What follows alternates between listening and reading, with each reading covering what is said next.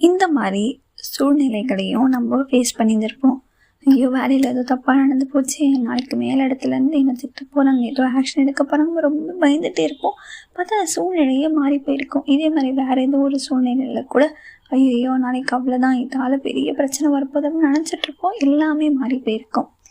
அது ஒன்றும் இல்லை, ஏசப்பாவோட கிருபையும் ஏசப்பாவோட தயவும் நம்ம மேலே இருக்கனால தான் எந்த மாதிரி சூழ்நிலைகள் வந்தாலும் அதுலேருந்து ஏசப்பாவால் நம்மளை தப்பு வைக்க முடியுது. அவரோட பிள்ளைகளாக நம்ம இருக்கோம், அவரோட கிருபையும் அவன் தயவும் நம்ம மேலே இருக்குது அப்படின்றத இந்த மாதிரி தருணங்களில் நம்மளும் அதை உணரணும்.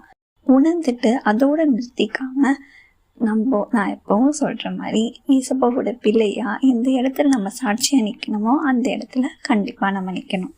குறிப்பார்த்து எறியப்பட்ட சவுலி நம்புகள் திசை மாறி போக செய்த தயவு பெரியதே.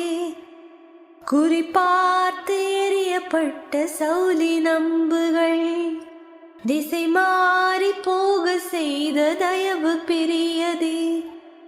ஒரு அடியின் தூரத்திலே கண்ட மரணத்தை தடுத்து நிறுத்தி பாதுகாத்த தயவு பெரியதே.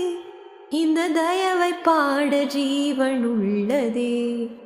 உங்க தயவு பெரியதே, உங்க தயவு சிறந்ததே.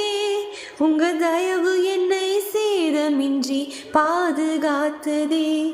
ஒரு சேதமின்றி தலைமுறையாய் பாதுகாத்ததே.